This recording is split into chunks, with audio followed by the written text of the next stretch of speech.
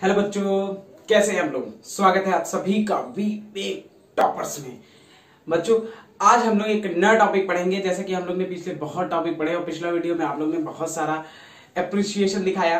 पिछला वीडियो जिन लोगों को ना पता हूं मैं बता दे रहा हूं। पिछला वीडियो था इंपॉर्टेंट क्वेश्चन पे और सभी बच्चों को बहुत समझ में आया, बहुत अच्छा लगा। कुछ बच्चों के कमेंट किया है ठीक कि सर मेरे पास टेलीग्राम नहीं है, तो आप वीडियो को लास्ट तक ही देखिए। लास्ट में मैंने इनरोल कर दिया है क्वेश्चनों को, लास्ट में ही क्वेश्चन को मतलब रख दिया है। जिनके पास टेलीग्राम ना हो तो आप वहां से वीडियो को पॉज कर करके तब भी क्वेश्चन नोट कर सकते हैं। इंपॉर्टेंट क्वेश्चन का था जिसमें ट्रिग्नोमेट्री, हाइट एंड डिस्टेंस और सरफेस एरिया एंड वॉल्यूम के सभी इंपॉर्टेंट क्वेश्चन थे। लगभग 100 के आसपास क्वेश्चन होंगे और मैंने खुद लिखे हैं सभी को, कोई शॉर्टकट नहीं अपनाया। मैं हमेशा कहता हूं कि लाइफ का अच्छे नंबर लाने का या सक्सेसफुल होने का कोई शॉर्टकट नहीं होता, हमें मेहनत करनी पड़ती है, थोड़ा सा स्मार्ट वर्क भी करना पड़ता है। ठीक है बच्चों, तो आज हम लोग आगे पढ़ेंगे। एक बच्चे ने कमेंट किया था कि सर कोऑर्डिनेट ज्योमेट्री पढ़ा दीजिए, तो आज हम लोग कोऑर्डिनेट ज्योमेट्री पढ़ेंगे, पूरा कंप्लीट वीडियो पढ़ेंगे। फिर मैं कह देता हूं जो वीडियो नहीं अभी देख पा रहे वो वीडियो डाउनलोड करके रख लें, नहीं तो वीडियो को जरूर पूरा देखें। ठीक है, और मैं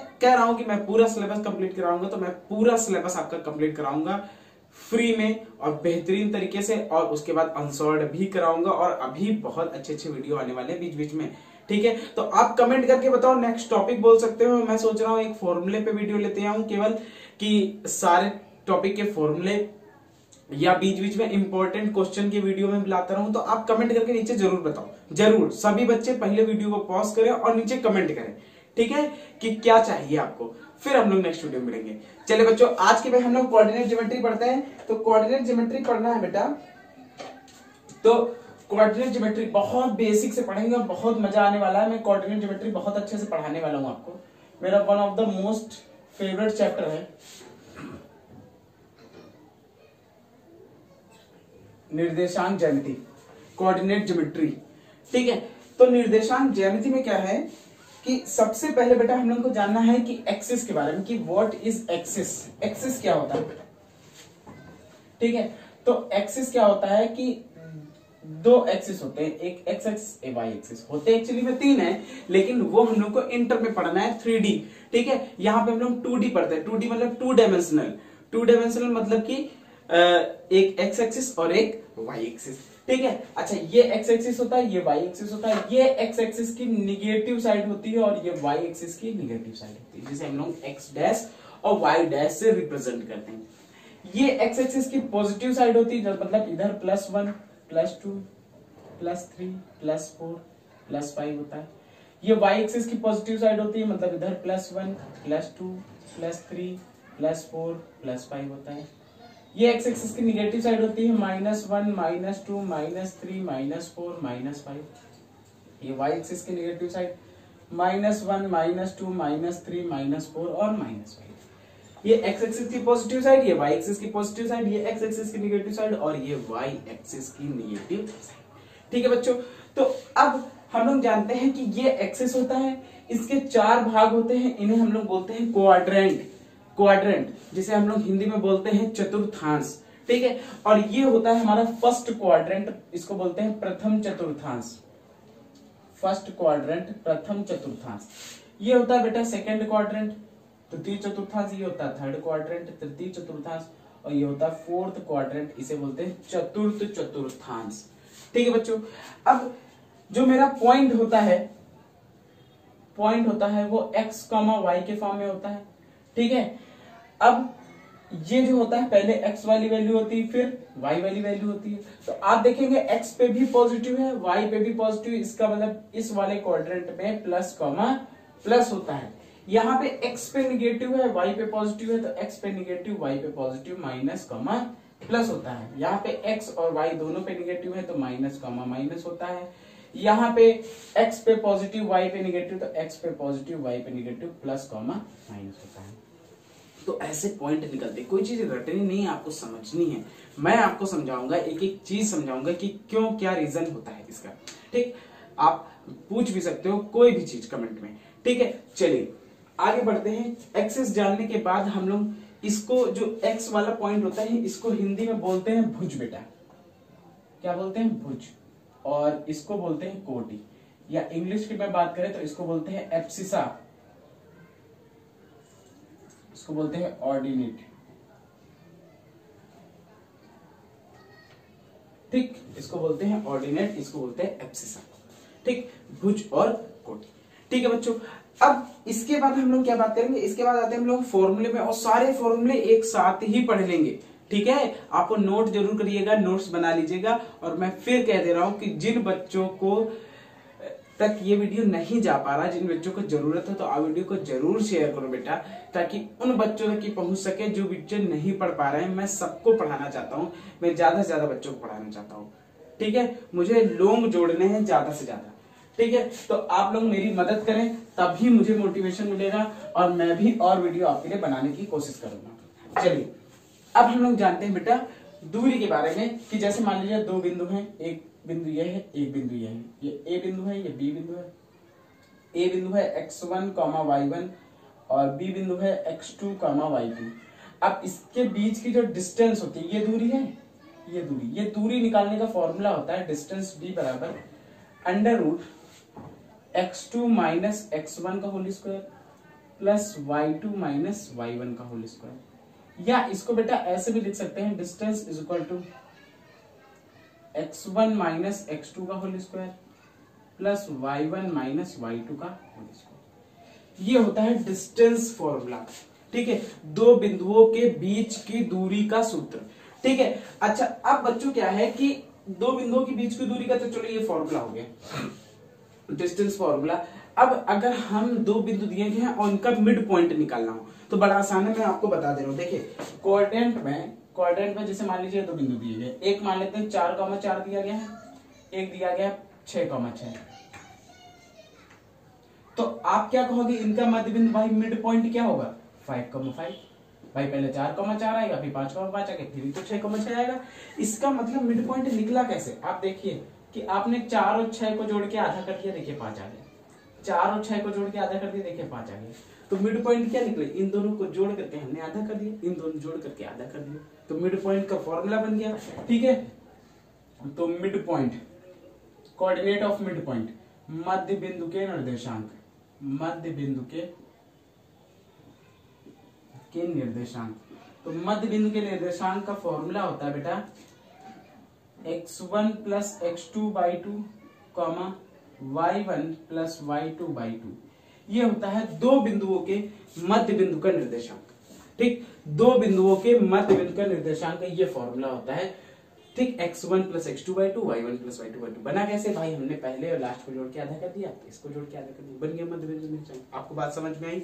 चलिए आगे बढ़ते हैं, आगे हम चीजों को समझते हैं कि आगे और हम लोगों को क्या क्या पढ़ना है। इसके बाद हम लोगों को पढ़ना है, जैसे मान लीजिए कोई लाइन है आपकी, कोई लाइन है, मैंने कहा ये लाइन है, ठीक है, ठीक, ये लाइन है। अब इसको अंदर जो है एक पॉइंट ने इसको डिवाइड कर दिया, एक पॉइंट ने डिवाइड कर दिया, ठीक। अभी क्या था, मिड में डिवाइड करता था, अभी मध्य बिंदु मैंने थोड़ी देर पहले बताया था, वो क्या था, मिड में डिवाइड करता था। लेकिन अगर मिड में ना डिवाइड करे, कहीं और डिवाइड करे, जैसे मान लीजिए मैंने थोड़ा देखिए राइट साइड डिवाइड कर दिया, तो देखिए दो पार्टों में डिवाइड हो गया डिवाइड, ठीक। तो इसे बोलते हैं इंटरनली डिवीजन, हिंदी में बोलते हैं अंतः विभाजन। क्या बोलते हैं, इंटरनली डिवीजन,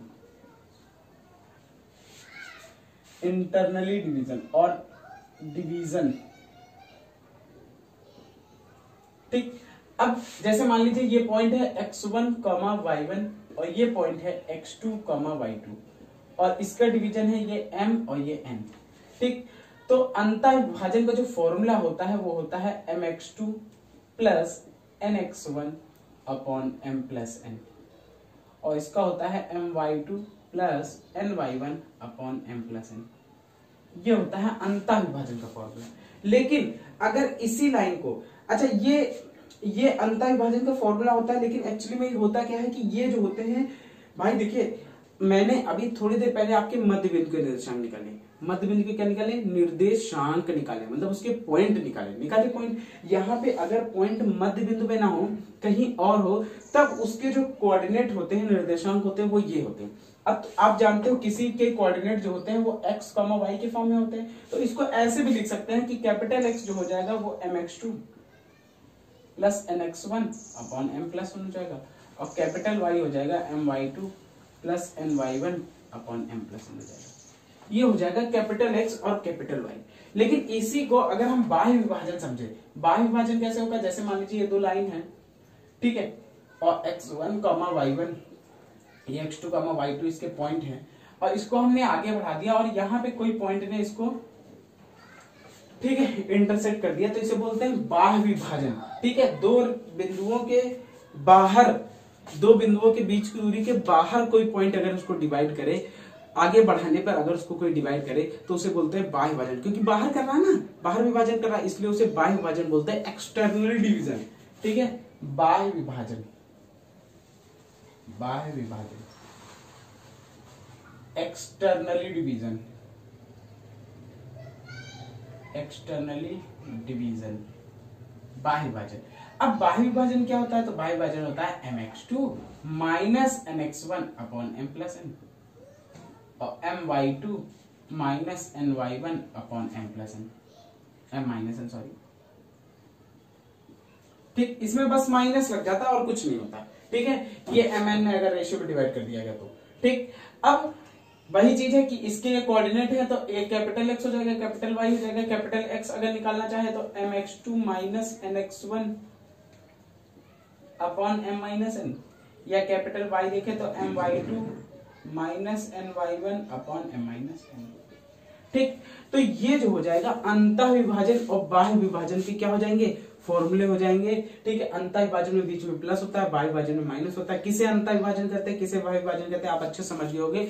जब दो बिंदुओं के बीच में अगर कहीं बीच में पॉइंट, मतलब बिल्कुल मिड में नहीं, मिड के लिए तो वो फॉर्मूला हो जाएगा, लेकिन बिल्कुल मिड में नहीं, अगर कोई और रेशियो में डिवाइड करे तो उसके लिए अंतः विभाजन का ये बाह्य विभाजन का ये फॉर्मूला होता है। बात आपको समझ में आ गई। चलिए आगे बढ़ते हैं। और मिड पॉइंट का फॉर्मूला जो x1 plus x2 y1 plus y2 बताया था वो भी ऐसे ही होता है। ठीक है भाई, उसमें बिल्कुल मिड में डिवाइड करता है तो m और n बराबर नहीं हो जाएंगे, m और n बराबर हो जाएंगे, मतलब m और n का रेशियो जब निकालेंगे तो वो 1:1 आएगा 1:1। तो अगर इसकी जगह 1 रख दें तो देखिए x2 प्लस x1 बटे 1 प्लस 1 2 हो जाएगा। देखो यही तो बताया था मैंने मिड पॉइंट में, x1 plus 2 y2 y1 plus y2 y2। आप ऐसे सीख सकते हो, समझ सकते हो। चलिए इसके बाद हम लोग को क्या पढ़ना है, इसके बाद बच्चा हम लोग को पढ़ना है area of triangle, area of triangle और कंडीशन ऑफ कोलिनियर।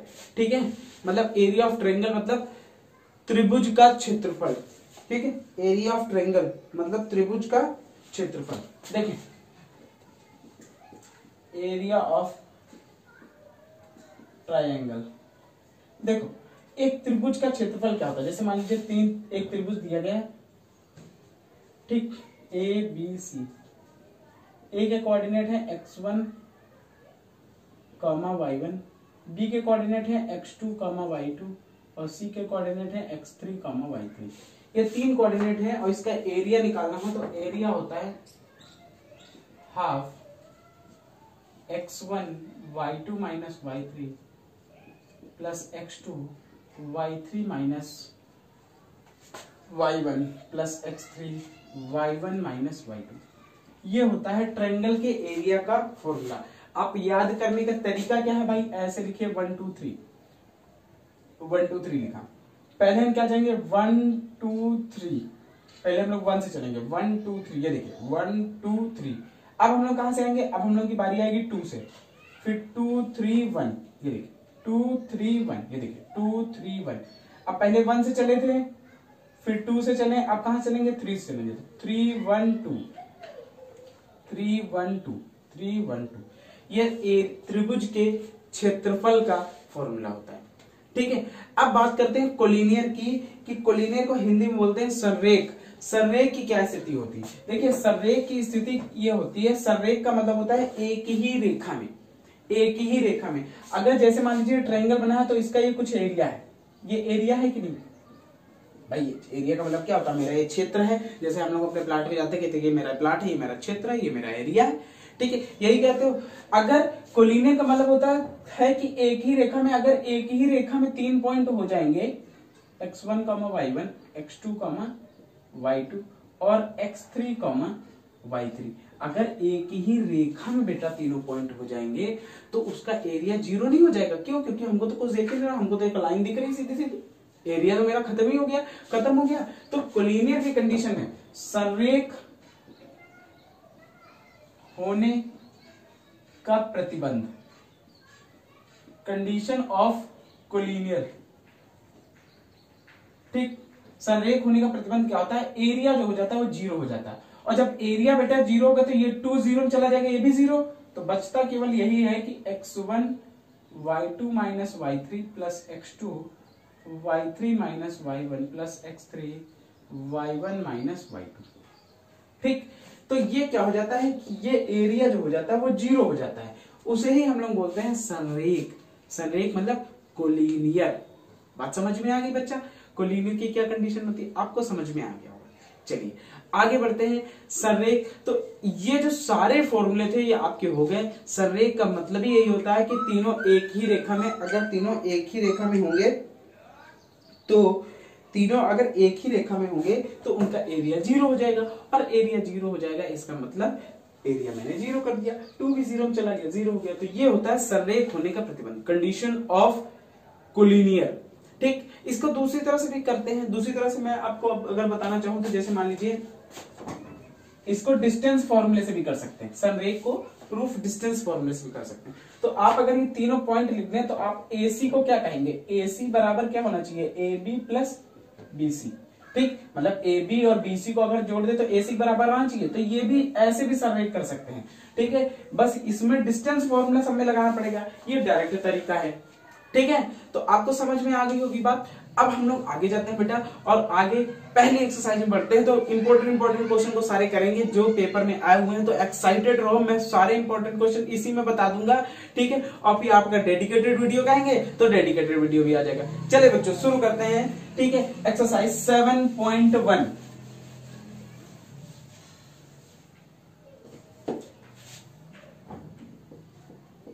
देखिए बच्चा, एक्सरसाइज 7.1 पहले का मैं तीसरा क्वेश्चन ले रहा हूं। ठीक है, तीसरा क्वेश्चन है a, b और -a, -b। करना क्या है कि बीच की दूरी निकालना है, डिस्टेंस निकालना है। ठीक है, तो डिस्टेंस निकालने के लिए मैंने तीसरा क्वेश्चन लिया है, पहले का ही तीसरा। तो डिस्टेंस निकालने के लिए आप फॉर्मूला जानते हो कि डिस्टेंस का फॉर्मूला होता है भैया x2 माइनस x1 का whole square plus y2 minus y1 का होल स्क्वायर। या एक और मैंने बताया था, क्या बताया था कि चाहे x1 माइनस x2 का होल स्क्वायर कर दो, y1 माइनस y2 का होल स्क्वायर कर दो, उससे क्या होगा। हाँ तो बच्चों कोई भी फॉर्मूला आप लगा दें, क्यों, क्योंकि इसका रीजन ये होता है कि स्क्वायर लगाए तो माइनस का डिफरेंस होता है और वो स्क्वायर भी क्या हो जाता है, प्लस हो जाता है, इसलिए कोई भी लगा सकते हैं। चलिए, तो ये x1 हो गया बेटा, ये y1 हो गया, ये x2 हो गया, ये y2 हो गया। तो अब डिस्टेंस वाला फॉर्मूला लगाया। ठीक है, x1 की जगह a माइनस x2 की जगह माइनस a रखेंगे तो प्लस a हो जाएगा, प्लस y1 की जगह b माइनस y2 की जगह माइनस b प्लस b हो गया। तो ये आ गया 2a का स्क्वायर, ये आ गया 2b का स्क्वायर। तो 2a का स्क्वायर 4a स्क्वायर है, 2b का स्क्वायर 4b स्क्वायर है। ठीक, और d बराबर आ गया, हमने अंडर रूट में 4 कॉमन किया, a square plus b square, और 4 से 2 बाहर आ गया, तो d बराबर 2 under root a square plus b square. तो ये दो बिंदुओं के बीच की डिस्टेंस का फॉर्मूला है। ठीक है, दो बिंदुओं के बीच की दूरी का फॉर्मूला है। दूरी ऐसे निकालते बेटा, और आप स्क्वायर प्लस में बाहर निकाल करके स्क्वायर में हटा दीजिएगा, क्योंकि बीच में प्लस लगा है और होल स्क्वायर नहीं लगा। चलिए, समझ में आया आपको। अगला क्वेश्चन बढ़ते हैं, आगे क्वेश्चन बढ़ते हैं। तो सेकंड क्वेश्चन लेते हैं। सेकंड क्वेश्चन जो है वो आपका, ठीक है, इस प्रकार से है कि बोला गया है कि बिंदुओं 0,0 और 36,15 के बीच की दूरी ज्ञात कीजिए। ठीक है, दोनों शहरों के। ठीक है, तो भैया हमने दूसरा क्वेश्चन ले लिया। दूसरा क्वेश्चन भी यही है कि 0,0 और 36,15 के बीच की दूरी निकालनी है। तो आप निकाल लोगे, ये तो आसान सा क्वेश्चन है। ठीक है, अगला तीसरा नंबर क्वेश्चन देखिए। तीसरा नंबर क्वेश्चन कह रहे हैं कि क्या बिंदु संरेख है कि नहीं। ठीक है, तो संरेख की देखिए, इसमें क्वेश्चन नंबर थर्ड देखिए क्या दिया गया। थर्ड देखिए ध्यान से। तो भाई 1,5, 2,3 और -2, -11। अब इसमें इन्होंने बोला संरेख है क्या। तो संरेख की दो कंडीशन। देखिए, ये अगर ये क्वेश्चन आपके एग्जाम में आता तो आप कोई भी तरीका लगा सकते हो। ठीक है भाई, संरेख के लिए मैंने दो कंडीशनें आपको बताई थी, एक एरिया 0 होगा, और दूसरा मैंने बताया था कि एक ऐसी डिस्टेंस होगी जो दो डिस्टेंसों के योग के बराबर होगी, यही बताया। अच्छा, लेकिन ये पहले एक्सरसाइज में आया है, डिस्टेंस फॉर्मूले में आया, तो इसको डिस्टेंस से हम यहाँ पे करेंगे, लेकिन आप एग्जाम में किसी भी मेथड से कर सकते हो, ठीक है, कोई रिस्ट्रिक्शन नहीं है, कोई वो नहीं है, ठीक है बच्चों, समझ में आया। तो हम ना सबको ए बी सी पॉइंट माने दे रहे हैं और ये कह रहे हैं कि प्रूफ करो, निर्धारित कीजिए कि क्या बिंदु सरेख है कि नहीं है, ये हमको प्रूव करना। तो हम सबसे पहले ए बी की डिस्टेंस निकाल लेंगे, तो ए बी की डिस्टेंस, ठीक है, distance of A B, distance of A B, तो ए के पॉइंट 1,5 है, बी के पॉइंट 2,3 है, ये x1 हो गया, ये y1 हो गया, ये x2 हो गया, ये y2 हो गया।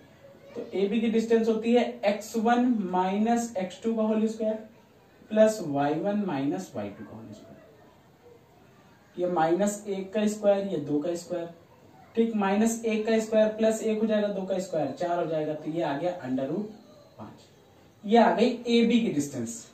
अब हम लोग बीसी की डिस्टेंस निकालेंगे, तो distance of BC, distance of BC, तो बीसी के पॉइंट क्या है, बी का 2,3 है और इसका है -2,11, ठीक। तो अब इसकी डिस्टेंस निकालेंगे, तो ये हो गया x1, ये y1, ये x2, ये y2, ठीक। तो अब इसकी डिस्टेंस निकालेंगे, तो x1 माइनस x2 की जगह -2 का square plus y1 minus y2 की जगह -11 का स्क्वायर, तो 2 2 4 4 का स्क्वायर 16, 11 3 14 14 का स्क्वायर 198, ठीक है, 196 होगा ना, 14 का स्क्वायर कितना होगा 196। भाई 14 का स्क्वायर कैसे निकालते थे, इसे 4 चौक 16, 1 का स्क्वायर 1, 4 दूनी 8, तो ये आ गया 196, ठीक। मैंने शॉर्ट ट्रिक बताई थी, आपको वीडियो मिल जाएंगे डिस्क्रिप्शन में, स्क्वायर निकालने का और क्यूब निकालने का मैंने शॉर्ट ट्रिक बताई, स्क्वायर रूट निकालने की शॉर्ट ट्रिक बताई, आप फेसबुक पेज पे मेरे देख सकते हो, उसमें सारी अपलोडेड है ऑलरेडी और बहुत ज्यादा व्यूज भी है उसमें, ठीक है, क्योंकि बहुत बच्चों ने देखा है। देखें 6 दूनी 12, 2 हाथ से लगा 1, 9 1 10, 10 1 11, तो ये आ गया √212, ये आ गया बीसी, आ गया बीसी। अब हम लोग निकालेंगे C A, distance of C A, distance of C A, तो सी का पॉइंट क्या है -2, -11 और ए का पॉइंट है 1,5, तो ये x1 y1, ये x2, ये y2, ठीक। तो ये आ गया x2 माइनस x1 की जगह -2 प्लस 2 का square plus y2 minus y1 की जगह -11 का स्क्वायर, ठीक। तो ये 3 का स्क्वायर बेटा कितना आ गया 9, और ये 16 का स्क्वायर 256, ठीक। तो अब ये आ गया कितना 9 6 15 5 हासिल लगा 1, हासिल लगा 1 5 1 6 और ये 6 265, कितना आ गया 265। अब हमने ए बी भी निकाल लिया, हमने बी सी भी निकाल लिया, हमने सी ए भी निकाल लिया, तो एक दूरी जो है बाकी दूरियों के योग के क्या आनी चाहिए, बराबर आनी चाहिए, तभी वो क्या होते हैं, कोलिनियर होते हैं, समरेख होते हैं, ठीक है बच्चों। अब देखिए अगर हम लोग ऐसे देखें कि जैसे मान लीजिए हमको सी ए सबसे बड़ी दिख रही, तो सी ए किसके बराबर होनी चाहिए, ए बी और बी सी के योग के बराबर होनी चाहिए, सी ए किसके बराबर होनी चाहिए, ए बी और बी सी के योग के बराबर होनी चाहिए। तो सी ए की वैल्यू रखते हैं √265, ए बी की वैल्यू रखते हैं √5, बी सी की वैल्यू रखते हैं √212। अब हम ऐसे तो पता नहीं लगा सकते, या एक तरीका ये है कि हम इनका अंडर रूट निकालें, ठीक है, अंडर रूट निकाले डिवीजन मेथड से, भाग से अंडर रूट निकाले तब करें, या दूसरा तरीका ये है कि क्यों ना हम दोनों तरफ क्या करते, स्क्वायर करते, भाई दोनों तरफ क्या करते, स्क्वायर करते। तो अगर स्क्वायरिंग करेंगे, स्क्वायरिंग बोथ साइड्स, दोनों तरफ स्क्वायर करेंगे, तो इधर भी मैंने स्क्वायर लगा दिया, इधर भी मैंने स्क्वायर लगा दिया, तो इसका स्क्वायर हो गया 265 और इसका स्क्वायर हो गया 5, इसका स्क्वायर हो गया 212 प्लस 2ab, 2 इंटू √5 इंटू √212, ठीक। तो ये आ गया 265 और ये आ गया 5 217, ठीक। अब देखिए प्लस 2, 5 दूनी 10, 0 हाथ से लगा 1, 5 1 5 1 6, 5 दूनी 10, देखिए 10,060, 1060 सॉरी, ठीक है 1060। अब देखो 1060 लगभग आएगा, अगर आप ध्यान से देखें तो 30 जो होता है 900 का 30 होता है, 900 का 30 होता है। तो 30 भी अगर मानो तो 30 दूना 60, तब भी 265 से ज्यादा हो जाएगा। इसका मतलब ये दोनों आपस में बराबर नहीं होंगे, इसका मतलब ये कोलिनियर नहीं है। These points are not collinear, मतलब कि सर्वे नहीं है। ठीक है, तो यहां पे ये तरीका लगा, लेकिन अगर एग्जाम में आएगा तो आप कोई भी तरीका लगा सकते हो, क्योंकि वहां पे रिस्ट्रिक्शन नहीं होगा। ठीक है, यहाँ पे एक्सरसाइज का रिस्ट्रिक्शन है, इसलिए मैं आपको बता रहा हूं कि इसको डिस्टेंस फॉर्मूले से लगाए। अगर आप उस तरीके से लगाओगे तब भी क्वेश्चन सही माना जाएगा, कोई भी गलत नहीं माना जाएगा। ठीक है बच्चों, चलिए आगे बढ़ते हैं, बात आप समझ गए होंगे। अगले क्वेश्चन में बढ़ते हैं। तो अगला क्वेश्चन क्या कह रहा है भैया, सारे इंपॉर्टेंट क्वेश्चन ही लेंगे। तो अगला क्वेश्चन है आपका, ठीक है, एक चतुर्भुज है, उसके पॉइंट दिए गए हैं, आप कर लोगे। ये क्वेश्चन जो है क्वेश्चन नंबर 7, इसके बाद आते हैं। ठीक है, अच्छा क्वेश्चन नंबर 6 पे आते हैं। 6 पे हमको चतुर्भुज का प्रकार बताना है। ठीक है, तो मैं एक क्वेश्चन आपको बताता हूँ। चतुर्भुज का प्रकार मतलब क्या है कि जो फिगर है वो कैसा होगा, वो स्क्वायर होगा, वो वर्ग होगा, या वो आयत होगा, वो समांतर चतुर्भुज होगा, समचतुर्भुज होगा, है ना, क्या होगा। ठीक है, तो उसके लिए हमको चतुर्भुज के बारे में भी पता होना चाहिए कि चतुर्भुज एक्चुअली में क्या क्या कैसे कैसे चतुर्भुज होते हैं। तो थोड़ा मैं आपको बताता हूँ कि चतुर्भुज के बारे में। ठीक है, चतुर्भुज के बारे में भी आपको बता दो ताकि बात आपको ज्यादा समझ में आ जाए। देखिए चतुर्भुज की बात करेंगे, क्वाड्रिलेटर की बात करेंगे, तो एक चतुर्भुज होता है वर्ग। इसकी देखिए मैं बोलूंगा लिखूंगा नहीं, इसलिए आप चाहो तो लिखते रहो भाई। इसकी चारों भुजाएं बराबर होती हैं, प्रत्येक कोण 60 डिग्री का, प्रत्येक कोण 90 डिग्री का होता है। चारों भुजाएं बराबर होती है, प्रत्येक कोण 90 डिग्री का रहता है। विकर्ण भी बराबर होते हैं और विकर्ण 90 पर भी काटते हैं। मैंने क्या बताया, इसकी चारों भुजाएं बराबर होती हैं, चारों कोण बराबर होते हैं, प्रत्येक कोण 90 का होता है, विकर्ण भी आपस में बराबर होते हैं, विकर्ण 90 डिग्री पर भी काटते हैं, और विकर्ण समद्विभाजित भी होते हैं। ठीक, समद्विभाजित का मतलब इक्वल बाइसेक्टर। इक्वल बाइसेक्टर का मतलब क्या होगा कि ये पॉइंट है, जैसे मान लीजिए तो इधर वाला पॉइंट इसके बराबर, इधर वाला इसके बराबर, ये भी होता है वर्ग में सब। ठीक, इसके बाद बात करेंगे आयत की। तो ये आयत होता है बेटा मेरा, ठीक, आयत जिसे इंग्लिश बोलते हैं रेक्टेंगल। तो रेक्टेंगल क्या होता है, जिसकी आमने सामने की साइड इक्वल होती है, जैसे ये साइड इसके इक्वल होगी, ये साइड इसके इक्वल होगी। तो रेक्टेंगल क्या होता है, आयत क्या होता है, ऐसा चतुर्भुज जिसकी आमने सामने की भुजाएं क्या होती हैं, बराबर होती है, और प्रत्येक कोण जो होता है वो 90 का इसमें भी होता है। ठीक है, विकर्ण जो है बराबर इसमें भी होते हैं और समद्विभाजित भी करते हैं, लेकिन इसमें विकर्ण 90 डिग्री पर नहीं काटते हैं। ठीक है, फिर से सुन लीजिए, आयत क्या होता है, आयत रेक्टेंगल क्या होता है, व्हाट इज रेक्टेंगल, रेक्टेंगल की अपोजिट साइड इक्वल होती है। ठीक है, आमने सामने की भुजाएं बराबर होती हैं, प्रत्येक कोण 90 डिग्री का होता है, सब विकर्ण भी आपस में बराबर होते हैं, समद्विभाजित भी करते हैं, बाइसेक्टर भी करते हैं, और लेकिन इसके विकर्ण 90 डिग्री पर नहीं काटते। ठीक, इसके बाद मैं बात करूंगा समचतुर्भुज की, रोम्बस। समचतुर्भुज क्या होता है, एक ऐसा चतुर्भुज जिसकी सभी भुजाएं बराबर होती हैं। सभी भुजाएं बेटा क्या होती है, बराबर होती है ना। समचतुर्भुज एक ऐसा चतुर्भुज जिसकी सभी भुजाएं बराबर होती हैं, अपोजिट एंगल भी बराबर होते हैं, मतलब एंगल ए एंगल सी के बराबर होता है, एंगल बी एंगल डी के बराबर होता है। ठीक, एंगल ए एंगल सी के बराबर होता है, एंगल बी एंगल डी के बराबर होता है। ठीक है, समचतुर्भुज एक ऐसा चतुर्भुज जिसके चारों भुजाएं बराबर होती हैं, अपोजिट एंगल भी बराबर होते हैं, मतलब आमने सामने के कोण बराबर होते हैं, विकर्ण बराबर नहीं होते हैं, विकर्ण बराबर नहीं होते, लेकिन विकर्ण समद्विभाजित होते हैं। ये इसके बराबर रहेगा, ये पार्ट इसके बराबर रहेगा। ठीक है, विकर्ण बराबर नहीं होते लेकिन समद्विभाजित होते हैं, और विकर्ण 90 डिग्री पर काटते हैं। विकर्ण किस पे काटते हैं, 90 डिग्री काटते हैं। ठीक है, विकर्ण 90 डिग्री काटते हैं। जिसने समचतुर्भुज के बारे में ना समझा हो, मैं एक बार और रिपीट कर दे रहा हूँ। समचतुर्भुज रोम्बस एक ऐसा चतुर्भुज होता है जिसकी चारों भुजाएं बराबर होती हैं, प्रत्येक आमने सामने के कोण बराबर होते हैं, विकर्ण बराबर नहीं होते हैं लेकिन विकर्ण समद्विभाजित करते हैं, और विकर्ण जो है 90 डिग्री पर काटते हैं, 90 डिग्री काटते हैं। ठीक, अच्छा उसके बाद हम लोग बात करेंगे समांतर चतुर्भुज की। समांतर चतुर्भुज, तो समांतर चतुर्भुज क्या होता है, एक ऐसा चतुर्भुज जिसकी आमने सामने की भुजाएं बराबर और समांतर भी होती हैं, बराबर भी होती हैं और समांतर भी होती हैं। ठीक है, इसमें भी विकर्ण बराबर नहीं होते हैं। ठीक, समांतर चतुर्भुज में आपको ध्यान यही रखना है केवल कि इसकी आमने सामने की भुजाएं बराबर और समांतर होती हैं। और इसके बाद आता है ट्रेपेजियम, जिसको हिंदी में क्या बोलते हैं, हिंदी में बोलते हैं समलंब। क्या बोलते हैं? समलंब चतुर्भुज, ट्रेपेजियम। ट्रेपेजियम क्या होता है? ऐसे चिन्ह के आकार का लगभग होता है।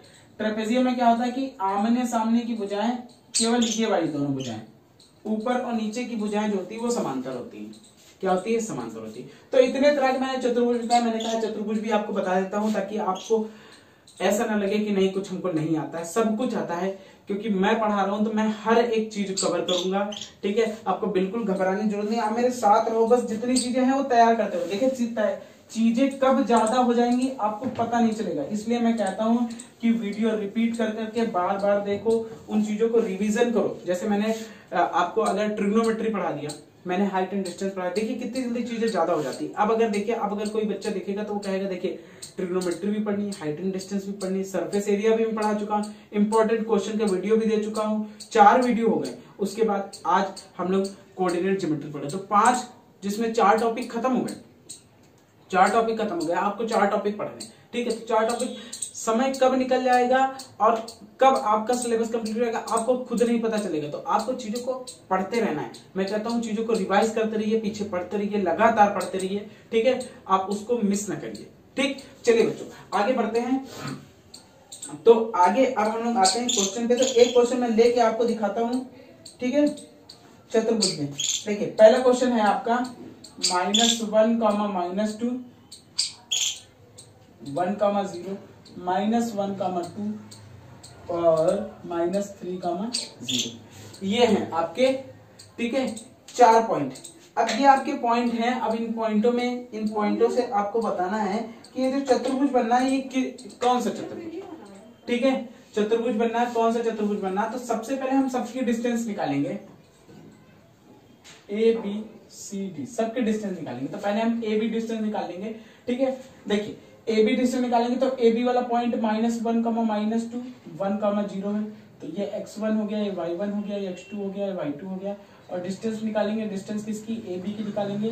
तो ये आ गया क्या? x2 माइनस x1 की जगह -1 रखा, प्लस y2 माइनस y1 की जगह -2 रखा। तो 1, 1, 2, 2 का स्क्वायर 4, प्लस 2 का स्क्वायर 4, और 4, 4 का √8 कितना होता है? 2√2। भाई 4 गुणे 2 लिख सकते हैं, 4 गुणे 2 कितना हो गया? 2√2 हो गया। चलिए फिर हम डिस्टेंस निकालेंगे BC की। तो B वाला पॉइंट है 1, 0 और C वाला पॉइंट है -1, 2। ठीक है, तो अब इसकी डिस्टेंस निकालेंगे। तो ये हो गया x1, ये हो गया y1, ये हो गया x2, ये हो गया y2।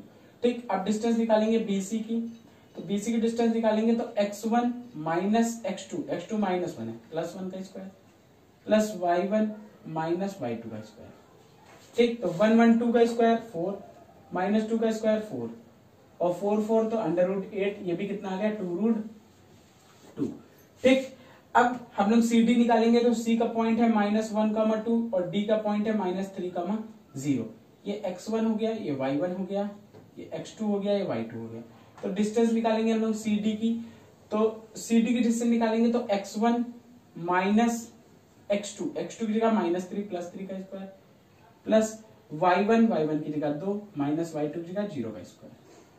ठीक, तो 3 में 1 गए, 2 का स्क्वायर 4 और 2 का स्क्वायर 4, 4 का स्क्वायर √8, मतलब कितना आ गया? 2√2 आ गया। ABBCD निकला है। अब हम DA निकालेंगे। तो D का पॉइंट है -3, 0 और A का पॉइंट है -1, -2। ये x1, ये y1, ये x2, ये y2। डिस्टेंस निकालेंगे हम लोग किसकी? AD। ठीक, या DA बोल रहे हैं। ठीक, तो x1 माइनस x2 -1 प्लस 1 का square, plus y1 0 minus y2 का -2 प्लस 2 का स्क्वायर।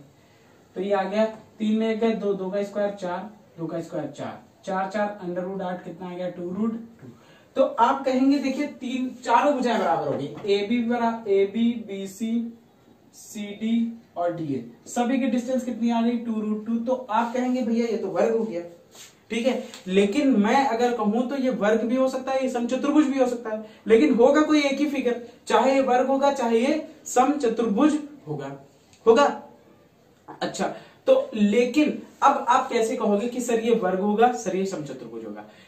अब देखिए, दो कंडीशनें हो सकती हैं। मैंने कहा या तो वर्ग हो सकता है या तो समचतुर्भुज हो सकता है। तो वर्ग होगा तो वर्ग की 4 भुजाएं बराबर होती है, समचतुर्भुज की भी 4 भुजाएं बराबर होती है। लेकिन वर्ग के विकर्ण बराबर होते हैं, समचतुर्भुज के विकर्ण बराबर नहीं होते हैं, ये मैंने बताया था। तो चलिए अब हम लोग विकर्ण भी निकाल लेते हैं इसके। तो भैया अगर हम विकर्ण निकालेंगे तो विकर्ण अगर हम लोग A B C D point लिखें, देखिए A B C D point लिखें तो विकर्ण क्या होगा? विकर्ण क्या होगा? ए सी और बी डी। तो ए सी और बी डी भी निकाले मैंने। अगर ए सी और बी डी बराबर आए तो इसका मतलब ये वर्ग होगा, और अगर ए सी और बी डी बराबर ना है तो इसका मतलब ये समचतुर्भुज होगा, क्योंकि मेरे पास दो कंडीशन है। अगर चारों भुजाएं बराबर आए, दो कंडीशन क्या है, या तो ये वर्ग होगा या तो ये समचतुर्भुज होगा। अगर वर्ग होगा तो उसके विकर्ण भी बराबर होने चाहिए, समचतुर्भुज होगा तो उसके विकर्ण बराबर नहीं होने चाहिए। ठीक, तो हम लोग सबसे पहले विकर्ण भी निकाल लेंगे। तो विकर्ण हमने ए सी निकाला, तो ए सी के पॉइंट है -1, -2 और सी का पॉइंट है -1, 2। तो ये x1 y1 x2 y2, ठीक। AC तो ये आ गया x1 माइनस x2 या -1 का square +1 plus y1 minus y2 या -2 का स्क्वायर। तो ये आ गया 0 और ये आ गया 4 का स्क्वायर 16 और 16 का √4। तो AC आ गया। अब BD भी निकाल लो। तो BD देख लिया 1, 0 और -3, 0। x1 y1 x2 y2, ठीक। तो ये आ गया BD। अब BD की डिस्टेंस निकालेंगे तो b x1 1 है माइनस x2 क्या -3 +3 प्लस y1 माइनस y2 का स्क्वायर। तो 4 का स्क्वायर 16 और 16 का √ कितना आ जाएगा 4। तो देखिए विकर्ण भी आपस में बराबर आ गया, ठीक है 4। तो अब लिखेंगे, अब आप साफ साफ लिख सकते हो कि चारों भुजाएं बराबर हैं और विकर्ण भी बराबर हैं। इसका मतलब यह चतुर्भुज क्या होगा? वर्ग होगा, ना कि समचतुर्भुज होगा। समचतुर्भुज में भी चारों भुजाएं बराबर होती है लेकिन इसके विकर्ण बराबर नहीं होते। तो यही एक रीजन था। जिन बच्चों को चतुर्भुज के बारे में ना मालूम हो तो मैंने उसको भी बता दिया। मैं अच्छा से अच्छा आपको सब देना चाहता हूं कि आप तो ऐसा बिल्कुल भी ना लगे कि नहीं हम ऑफलाइन नहीं पढ़ रहे हैं तो कुछ अलग पढ़ाया जाएगा। नहीं बेटा, जितना अच्छा से अच्छा हो सकेगा मैं पढ़ाने की पूरी कोशिश करूंगा। जैसे मैं ऑफलाइन पढ़ाता हूँ उससे अच्छा ही मैं पढ़ाने की कोशिश करूंगा ऑनलाइन पढ़े। हर वो बच्चा पढ़े जो पढ़ना चाहता है, ठीक है बच्चों। तो आपको अगर अच्छा लगा हो तो आप भले मेरी एक बार अप्रिसिएशन ना करो, आप उन बच्चों तक की वीडियो पहुंचाओ जो बच्चे इसको चाहते हैं, जो बच्चे नहीं पढ़ पा रहे। ठीक है बच्चों, चलिए आगे बढ़ते हैं, अगले क्वेश्चन में आते हैं। तो अगला क्वेश्चन मोस्ट इंपॉर्टेंट है बेटा, बहुत बार एग्जाम में आया हुआ है, ठीक है। तो इस क्वेश्चन को बहुत ध्यान से देखेंगे बेटा, ठीक है। चलिए क्वेश्चन पे आते हैं। तो क्वेश्चन नंबर 7 जो है बेटा, क्वेश्चन नंबर 7 कह रहे हैं कि x अक्ष पर वह बिंदु ज्ञात कीजिए जो दो बिंदुओं से समदूरस्थ है। अच्छा बेटा ये बताएं, देखिए 2, -5 है और -2, 9 है, ये दो बिंदु है। कह रहे x अक्ष पर वह बिंदु ज्ञात कीजिए। देखिए बेटा, अगर x अक्ष की बात करें तो x अक्ष पर अगर कोई भी बिंदु है, जैसे मान लीजिए यही तो x अक्ष है, कोई भी बिंदु है तो वो a, 0 के ही फॉर्म में तो रहेगा। कहेंगे सर क्यों? इसलिए बेटा x अक्ष पर होगा तो y तो 0 होगा, y पे तो आप चले ही नहीं। तो x अक्ष पे मान लिया a चल गए, हमने a मान लिया चल गए, तो y पहले x वाला होता है फिर y वाला होता है। x वाली दूरी होती y वाली, x वाली पे तो हम चलो a चल गए, लेकिन y वाली पे तो कुछ नहीं चले ना। तो a, 0 x अक्ष पे पॉइंट क्या होगा? a, 0। अब वो कह रहे हैं x अक्ष पर वह बिंदु ज्ञात कीजिए जिससे ये दोनों समदूरस्थ हों, इक्वल डिस्टेंस। समदूरस्थ का मतलब होता है कि x अक्ष पर मान लो कोई पॉइंट है a, 0, उससे इस बिंदु की दूरी और उससे इस बिंदु की दूरी क्या है? आपस में बराबर है। मतलब कि तुम आप लिखोगे सबसे पहले कि माना x अक्ष पर बिंदु, x अक्ष पर बिंदु तो क्या है? a, 0, ठीक। तो x अक्ष पर बिंदु a, 0 और 2, -5 और a, 0 -2, 9, ठीक है। तो इनकी दूरी आपस में क्या है? बराबर है। ये तो दिया गया भाई, कह रहा है कि एक्स अक्ष पर स्थित बिंदु से वह बिंदु ज्ञात कीजिए जिनकी इन दोनों बिंदुओं से दूरी बराबर है। मतलब एक्स अक्ष पर जो बिंदु है उससे इसकी दूरी, एक्स अक्ष पर जो बिंदु है उससे इसकी दूरी बराबर है। इसको हल करेंगे, ए की वैल्यू निकालेंगे। तो भैया हम लोग हल करेंगे, x1 y1 हो गया, ये x2 y2 हो गया, ये x1 y1 हो गया, ये x2 y2 हो गया। अब डिस्टेंस निकालेंगे तो x1 माइनस x2 का whole square plus y1 minus y2 का होल स्क्वायर। ये भी ऐसे x1 माइनस x2 दिया -2 का square plus y1 minus y2 दिया 9 का स्क्वायर। अब देखिए दोनों तरफ अंडर रूट लगा है और अगर हम स्क्वायर कर दे तो अंडर रूट हट जाएगा, तो लिखेंगे स्क्वायरिंग बोथ साइड्स, दोनों पक्षों में वर्ग करने पर। अगर हम दोनों तरफ स्क्वायर कर दे बेटा तो स्क्वायर रूट हट जाएगा, रूट हट जाएगा तो a -2 का स्क्वायर आ गया और ये 5 का स्क्वायर कितना आ गया 25, ये आ गया a +2 का होल स्क्वायर और ये 9 का स्क्वायर आ गया 81। इसको इधर लेते आते हैं, ठीक है। तो a -2 का स्क्वायर और माइनस a +2 का स्क्वायर और 81 में 25 का क्या बचे भाई, 25 उधर जाएगा माइनस का हो जाएगा तो 6 और ये 7, 7 में 2 56। ठीक, अब a square minus B square लग जाएगा कि नहीं लग जाएगा। चाहे a minus B a plus B का होल स्क्वायर खोल लो, चाहे a square minus B square लगा दो। तो मुझे तो ये आसान लग रहा है a square minus B square. तो क्या होता है, एक बार a प्लस बी और एक बार a माइनस बी की जगह a+1 रखेंगे, a+2 रखेंगे तो माइनस का अंदर गुणा होगा, माइनस हो जाएगा। तो इसमें देखिए a से a कैंसिल हो गया, इसमें 2 से 2 कैंसिल हो गया, ये 2a आया, ये आया -4 तो ये आ गया 56। अब 4 से काटेंगे, 4 एक नाम 4 चौक 16, 2 से काटेंगे कितना आ जाएगा 7, तो a बराबर कितना आ गया -7। मतलब जो पॉइंट होगा x अक्ष पर जो पॉइंट होगा वो क्या होगा -7,0। ठीक है, -7,0। ठीक है, आसान समझ में आया आपको कि नहीं आया। ठीक है, ऐसे क्वेश्चन को करना है, बड़ा इंपॉर्टेंट क्वेश्चन है। क्वेश्चन नंबर 9 भी ऐसे ही दिया गया है।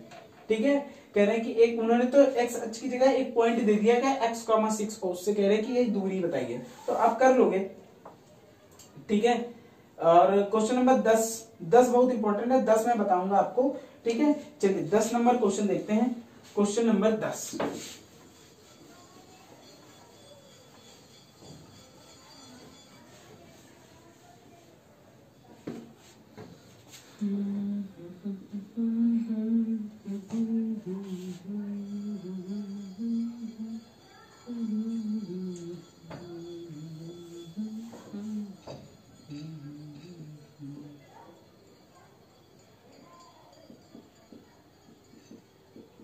देखिए एक पॉइंट दिया गया है x, y, वो बिंदु 3,6 -3,4 से समदूरस्थ है। तो इससे इसकी दूरी और इससे इसकी दूरी बराबर होगी भाई, बराबर होगी कि नहीं होगी। तो x, y से 3,6 की दूरी और x, y से -3,4 की दूरी बराबर होगी।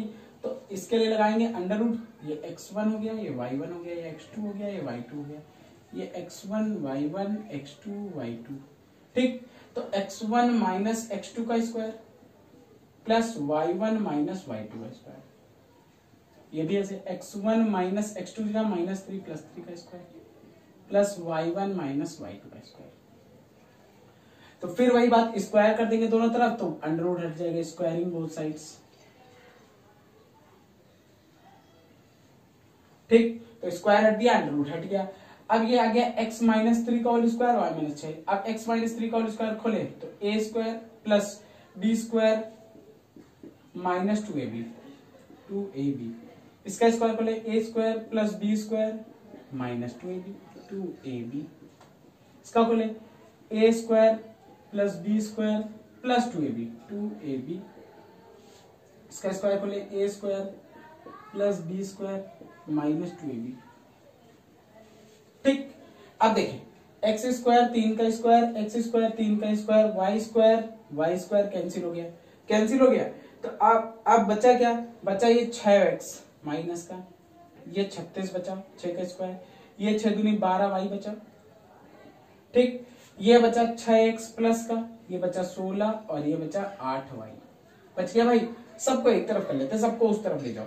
तो 6 माइनस का है, इधर जाएगा प्लस का हो जाएगा, तो 6 6 कितने हो जाएंगे 12x। 8y इधर सॉरी 12y इधर माइनस का उधर जाएगा प्लस का हो जाएगा, तो 12y प्लस का 8y माइनस का, तो क्या y बचेंगे 4y बचेंगे। 36 इधर प्लस का उधर माइनस का जाएगा, तो 16 में 36 चलेगा, माइनस का 20 बचा। अब 4 कॉमन कर लेंगे, तो 4 3 12, 4 का नाम 4, 4 5 20, तो 4 ये 0 में चला गया, तो आया आपका केवल 3x प्लस वाई माइनस 5 बराबर 0, या 3x प्लस वाई बराबर 5। ठीक, 3x प्लस वाई बराबर 5। ये x और y में क्या हो गया, एक रिलेशन हो गया, एक संबंध हो गया। ठीक है, आपको बात समझ में आई? तो ये लास्ट क्वेश्चन था इस एक्सरसाइज का। ठीक है, अब हम लोग अगली एक्सरसाइज पढ़ेंगे, इतना आपको समझ में आ गया होगा। ठीक है, अब हम लोग अगली एक्सरसाइज पे पढ़ते हैं। अगली एक्सरसाइज में हम लोग को विभाजन से क्वेश्चन पढ़ने हैं। ठीक है, चलिए आगे देखते हैं। एक्सरसाइज 7.2 देखिए बच्चों, 7.2 मैंने कहा इस एक्सरसाइज में आपको विभाजन फॉर्मूलों से क्वेश्चन को करना है। और विभाजन फॉर्मूले मैंने शुरुआत में बताया, अगर आपको अभी ना ध्यान हो तो आप पीछे करके थोड़ा सा देख लो, मैं दोबारा नहीं बताने वाला। चलिए, अब इस क्वेश्चन इस एक्सरसाइज में भी बहुत इंपॉर्टेंट क्वेश्चन है एक दो जो बहुत ज्यादा पूछे गए, तो मैं आपको बताऊंगा कि कौन कौन से क्वेश्चन इंपॉर्टेंट है। ठीक है बच्चों, चलिए क्वेश्चन को देखते हैं। कह रहे हैं कि उस बिंदु के निर्देशांक ज्ञात कीजिए जो -1,7 और 4,3 को मिलाने वाले रेखाखंड को 2:3 में बांटता है। जैसे मान लीजिए मैंने एक क्वेश्चन ले लिया और ये बिंदु है -1,7 और ये बिंदु है 4,3 को मिलाने वाली रेखा को किस अनुपात में बांटता है? एक बिंदु 2:3 में। मान लीजिए ये बिंदु P मान लिया, ये 2:3 में बांट रहा, 2:3 में, सॉरी। ठीक, तो ये क्या हो गया, x1 y1, ये x2 y2 और ये m और n। अच्छा बेटा, एक चीज आप ये कह सकते हो सर कि इसमें डिवीजन तो दिए ही नहीं गया, क्या इंटरनल डिवीजन है एक्सटर्नल डिवीजन है? दिया गया क्या? नहीं दिया गया। जब ना दिया जाए तो हमेशा इंटरनली डिवीजन मानते हैं हम लोग। ठीक है, जब ना दिया जाए तो हमेशा कौन सा डिवीजन मानना है? इंटरनल डिवीजन मानना है। ठीक है, अंतःविभाजन मानना है। तो अब लगाएंगे, इसके कोऑर्डिनेट निकालेंगे, तो निर्देशांक निकालेंगे, बिंदु के निर्देशांक, बिंदु P के निर्देशांक, तो बिंदु P के निर्देशांक निकालेंगे तो क्या हो जाएगा, mx2 की जगह 4 प्लस nx1 की जगह minus upon m plus n 2 plus 3 my2 की जगह 3 प्लस ny1 3 इंटू y1 की जगह 7 upon m plus n 2 plus 3। ठीक, ये हो गया 8 माइनस 3 बटे 5, ये हो गया 5 प्लस 21 बटे 5, सॉरी 6 प्लस 21 बटे 5,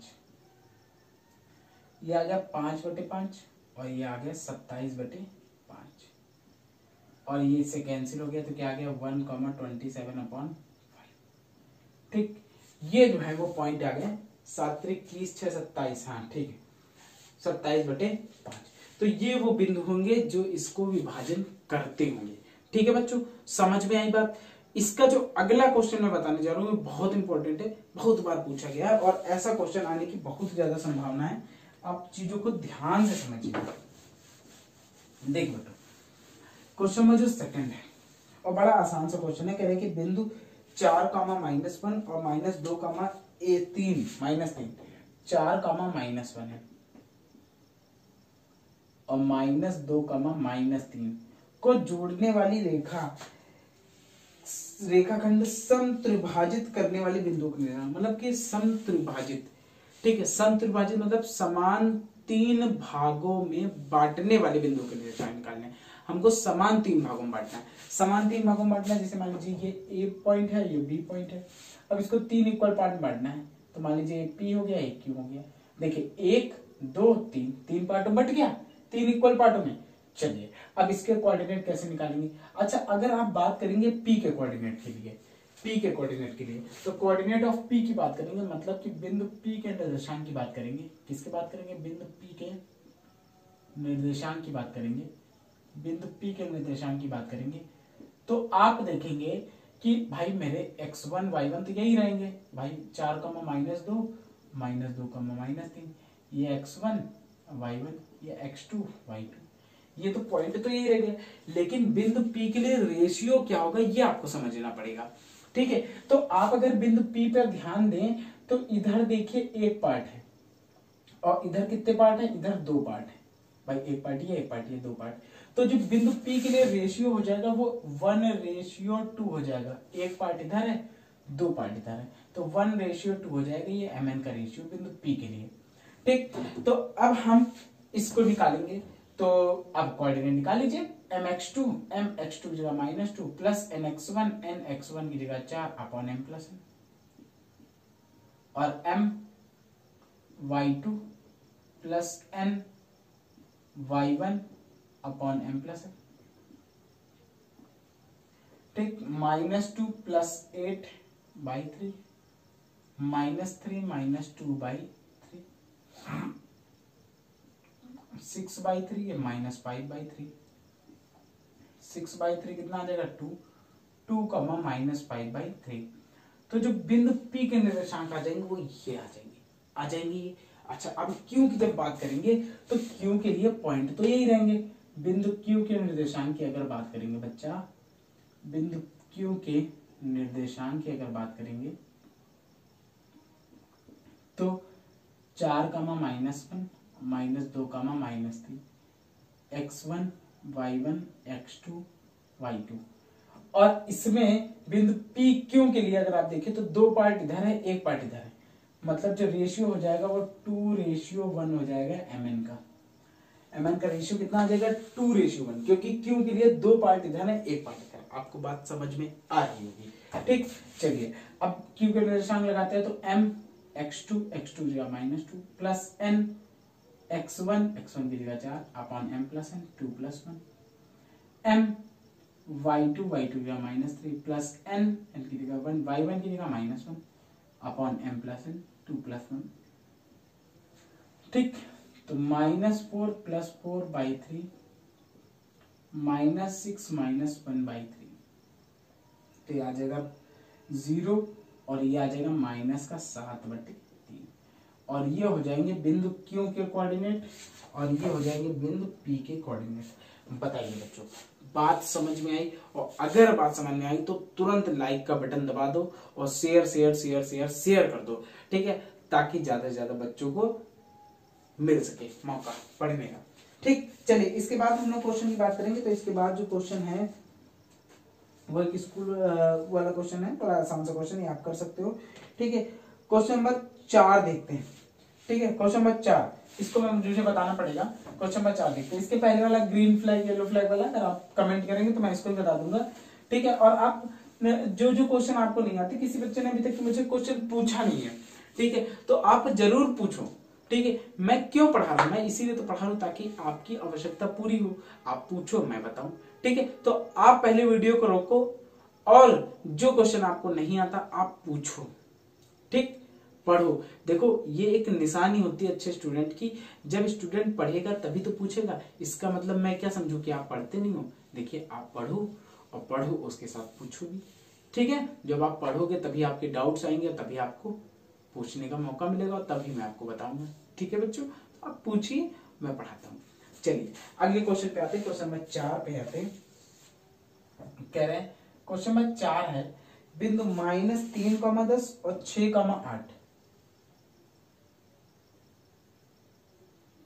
-3,10 और 6,-8 ठीक को जोड़ने वाले रेखाखंड को बिंदु -1,6 किस अनुपात में बांटता है? ये जो जैसे ये बिंदु है, इन दोनों को जोड़ने वाली रेखा का जो बिंदु है, ये इसको किस अनुपात में बांट रहा है, मतलब हमको mn का रेशियो बताना है।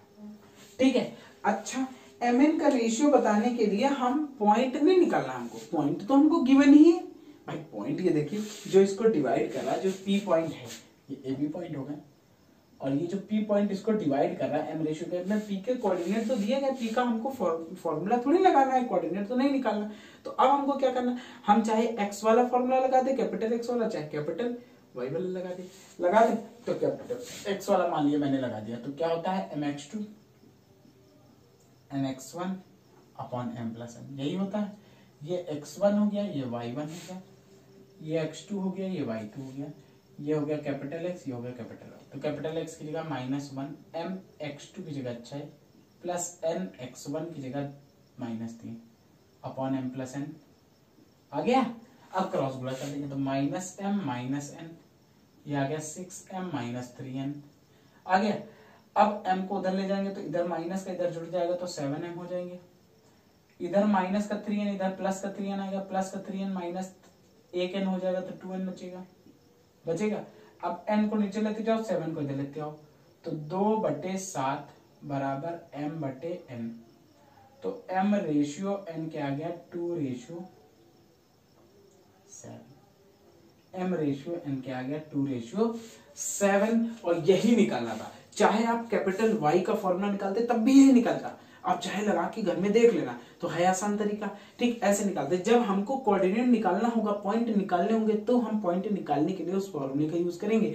लेकिन जब हमको पॉइंट नहीं निकालना, हमको रेशियो निकालना, तो रेशियो हम किसी भी एक चीज से निकाल सकते हैं, चाहे x से निकाल सकते हैं, चाहे y से निकाल सकते हैं, चाहे अगर दोनों पॉइंट दिए होंगे तो दोनों से किसी एक से निकाल लेंगे, नहीं तो कुछ क्वेश्चन में कंडीशन दी होती उस हिसाब से निकालते हैं। चलिए अगले क्वेश्चन में आते हैं।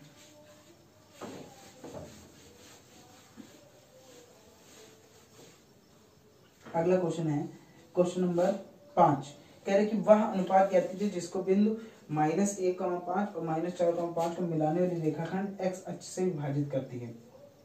x अक्ष से विभाजित करती है, विभाजन के बिंदु को निकालिए। तो x अक्ष पर विभाजित है, 1,0 हो जाएगा, 1,0 से निकाल लीजिए, वो तो आप निकाल ही लेंगे। ठीक है। अच्छा अनुपात, चलिए अच्छा मैं निकाल देता हूँ। ठीक है, देखिए ये क्वेश्चन अच्छा है इसलिए मैं बता रहा हूँ। 5वां नंबर कह रहे हैं ए जो है एक पॉइंट है 1,-5 और ये एक पॉइंट है -4,5।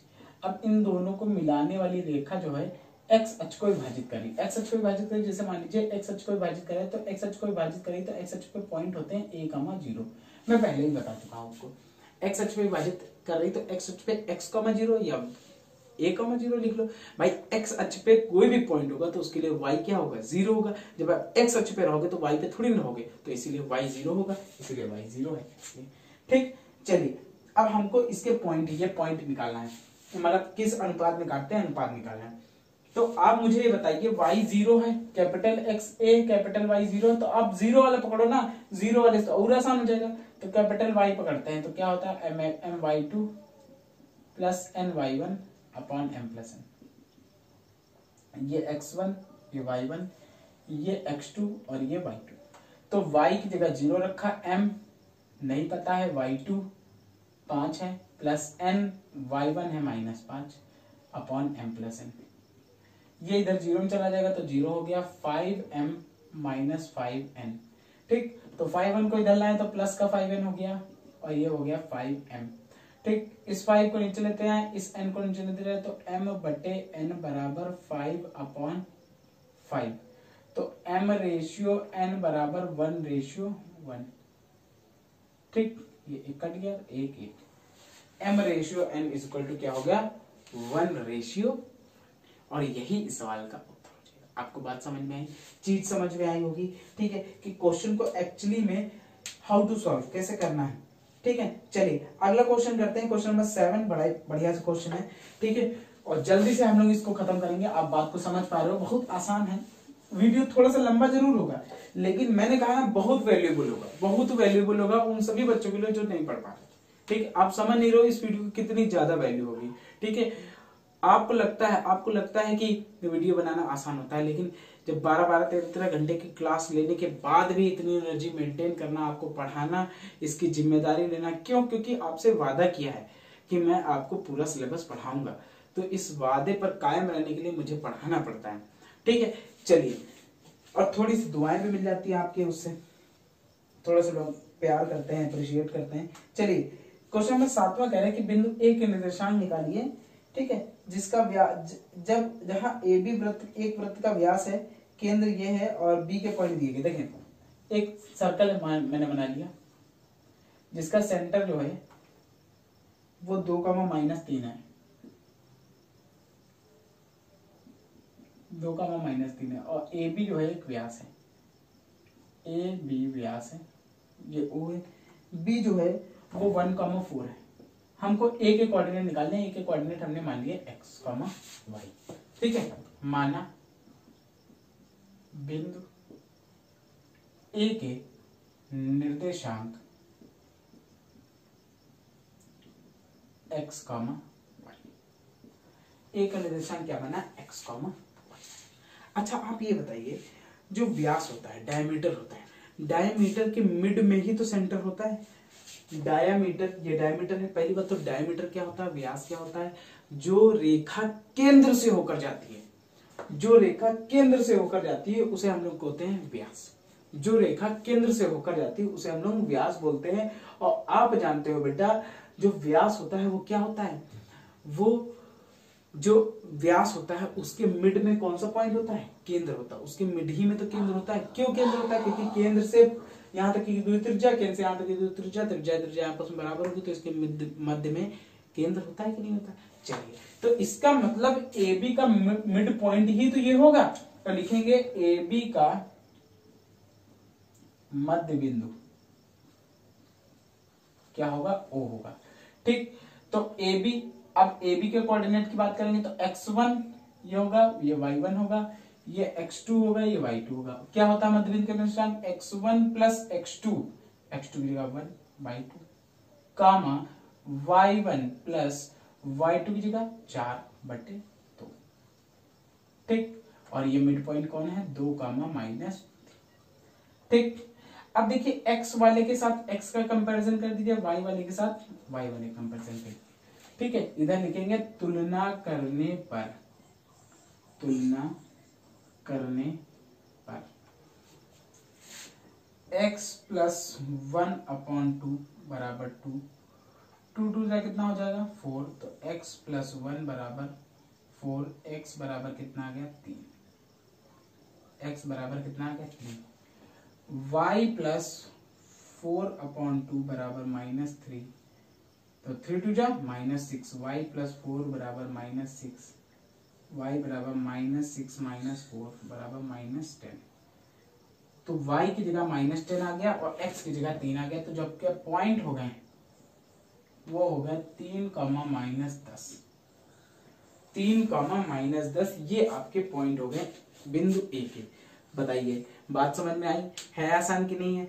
चलिए आगे अगले क्वेश्चन में बढ़ते हैं। आगे देखते हैं कोई क्वेश्चन है बताने वाला कि नहीं। ठीक है, अगला क्वेश्चन नंबर 9 है। देखिए उसमें 4 बराबर भागों में बांट रहा है। जैसे मैंने 3 बराबर भागों में बांट के क्वेश्चन किया, तो वैसे ही 4 बराबर भागों में बांटने वाला क्वेश्चन है। ठीक है, तो इसको कर लेंगे। आगे समचतुर्भुज वाला भी आप कर सकते हो। ठीक है, समचतुर्भुज में हिंट भी दी गई है, विकर्णों का गुणनफल होता है, तो विकर्ण आप निकाल लेंगे। डिस्टेंस फॉर्मूले का क्वेश्चन है ये। ठीक, चलिए एक्सरसाइज 7.3 में आते हैं और उसको बताते हैं। उसमें 1-2 क्वेश्चन है जो आपकी एग्जाम में डेफिनेटली आ सकते हैं। ठीक है, तो एक्साइटेड रहिए बेटा। और पढ़ाई करने के लिए, कुछ बच्चे कहते हैं पढ़ाई करने के लिए मोटिवेशन कहाँ से है, मोटिवेशन कहाँ से है? ठीक है, मतलब पढ़ाई में मन नहीं लगता ये वो। ठीक है, तो पढ़ाई करने के लिए मोटिवेशन लाने का सबसे बढ़िया तरीका कि आप अपने मम्मी पापा का चेहरा दिखिए। आप अपने उस चीज को सोचिए कि जब हमारा रिजल्ट आएगा तो हमको खुशी होगी कि हमको डर लगेगा। ठीक है, तो अगर हम लोग बहुत अच्छा करेंगे, अभी से हम लोग अच्छा करना चालू करेंगे, अभी से थोड़ी थोड़ी मेहनत करने चालू करें, तो जाहिर सी बात है अपने रिजल्ट की ओर ध्यान दीजिए कि जब मेरा रिजल्ट आएगा तो मैं कितना खुश होऊंगा कि नहीं सर की बात मैंने मानी और मेहनत करी, आज मेरा रिजल्ट कितना अच्छा आया, मैं बहुत खुश हूँ। और अगर अभी ध्यान नहीं देंगे तो आपका रिजल्ट खराब हो जाएगा। ठीक है, तो इस बात को ध्यान देना। चलिए अगले क्वेश्चन में आते हैं। कहते हैं कि त्रिभुज का क्षेत्रफल निकालना है। ठीक है, तो त्रिभुज का क्षेत्रफल निकालना है। तो देखिए क्वेश्चन बताता हूं मैं पहला आपको। ठीक है, क्यों? क्योंकि ताकि आपको आ जाए कि करना कैसे एक्चुअली में, क्योंकि मैं बिल्कुल बेसिक से पढ़ा रहा हूं ना, तो आपको पता होना चाहिए कि करना कैसे है। ये देखिए, ये है 3 पॉइंट, x1 y1, ये x2, ये y2, ये x3 और ये y3। ठीक, और हमको निकालना है एरिया। तो एरिया का फॉर्मूला होता है, मैंने याद करना भी आपको सिखाया था, 1/2 x1 y2 minus y3 plus x2 y3 minus y1 plus x3 y1 minus y2। ये होता है त्रिभुज का क्षेत्रफल होता है। अब लगाएंगे हाफ x1 की जगह 2 y2 माइनस y3 जगह -4 +4 plus x2 -1 y3 minus y1 की जगह 3 plus x3 y1 minus y2 की जगह 0। चलिए हाफ 2 चक्कू 8 प्लस -1 गुणे -7 और ये आ जाएगा 3 दूना 6 -4 -3 -7 तो ये आ जाएगा हाफ 8 -1 -7 प्लस हो जाएगा प्लस का 7 प्लस 6 8 7 14 14 और 7 21 तो हाफ इंटू 21 ठीक, या इसे बोल सकते हैं 10.5 वर्ग इकाई और यही क्या हो जाएगा इसका क्षेत्रफल हो जाएगा, त्रिभुज का एरिया हो जाएगा बच्चा। क्या हो जाएगा? त्रिभुज का एरिया हो जाएगा, क्षेत्रफल हो जाएगा। चलिए आपको बात समझ में आई। एक और क्वेश्चन बढ़ते हो बेटा, अब हम संरेख का क्वेश्चन लेते हैं, कोलिनियर का। ठीक है, किसका क्वेश्चन लेते हैं भाई? कोलिनियर का क्वेश्चन लेते हैं। जैसे क्वेश्चन नंबर सेकंड दिया गया, क्वेश्चन नंबर सेकंड का पहला कह रहा है कि अगर ये कोलिनियर है, संरेख है, तो के की वैल्यू हमको निकालनी है। तो के की वैल्यू निकालनी है। दूसरे का पहला देखते हैं। ठीक है, क्वेश्चन है 7, -2 और 5, 1, 3, k कह रहे हैं कि ये संरेख है तो के का मान निकालना है। क्या निकालना है? के का मान निकालना। संरेख है बेटा, संरेख जब होता है तो आप जानते हो एरिया जो होता है 0 होता है। x1 y2 minus y3 plus x2 y3 minus y1 plus x3 y1 minus y2, ये क्या होता है? 0 होता है, तभी तो संरेख होता है। भाई संरेख कब होता है? जब त्रिभुज का क्षेत्रफल 0 हो तभी संरेख होता है। चलिए ठीक, तो ये x1 है, ये y1 है, ये x2 है, ये y2 है, ये x3 है और ये y3। चलिए x1 की जगह 7 y2 minus y3 plus x2 की जगह 5 y3 माइनस y1 की जगह -2 प्लस 2 हो गया plus x3 3 y1 minus y2। ठीक, 7 का 1 से गुणा 7, 7 का k से गुणा 7 के, 5 का k से गुणा 5 के, 5 का 2 से गुणा 5 टू जा 10 और 3 इंटू ये -3 आ गया, -2 -1 -3 तो ये आ जाएगा 7 और 10 17 आ गया। 7 के में 5 के चले गए, माइनस का 2 के बचे, -9 आ गया इज इक्वल टू 0। ठीक, तो अब 2 के माइनस का उधर चला गया, प्लस का हो गया, 2 के हो गया और 17 में 9 चले गए, बच्चा कितने बचे? 17 में 9 चले गए, 8 बचे। 2 से काट दिया, कितना आ गया? 4 आ गया। तो के की वैल्यू बेटा आ गई 4। ठीक, के की वैल्यू आ गई 4। तो होता क्या है, संरेख में हमको कुछ एक्स्ट्रा नहीं करना। संरेख में मैंने बताया, संरेख में कोलिनियर में आपको क्या करना है? बराबर 0 लेके चलना है। अगर कोलिनियर गिवन है और अगर कोलिनियर प्रूफ करना है तो भाई एरिया निकालेंगे और 0 आ जाए तो कोलिनियर हो जाएगा। ठीक है, चलिए इसके बाद हमको कौन सा क्वेश्चन बताना है? ठीक है, इसके बाद कोई भी क्वेश्चन नहीं बताना है। एक क्वेश्चन है चतुर्भुज का, मैं इसमें हिंट दूंगा और आपको करना है। देखिए एक चतुर्भुज है और मैं इसको समझा दे रहा हूं। ठीक, -4, -2 -3, -5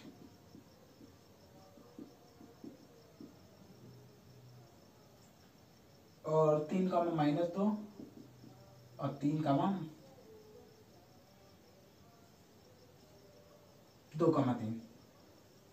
2,3। अब बेटा ये जो है, ये क्वेश्चन इंपॉर्टेंट था जो मैंने के वाला बताया आपको।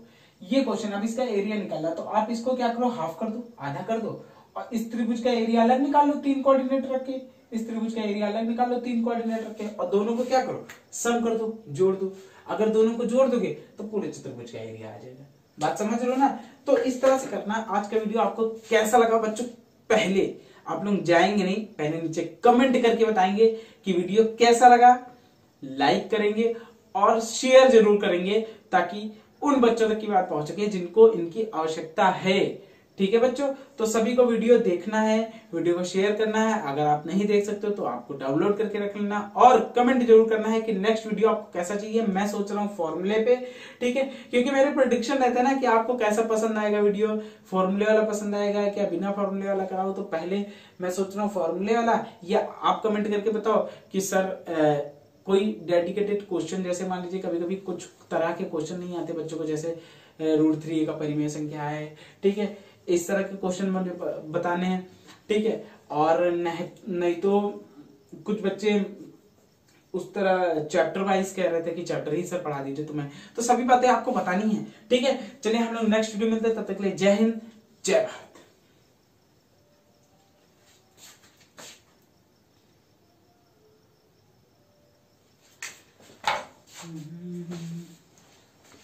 फैशन फुल ट्रेंडी नहीं चाहिए।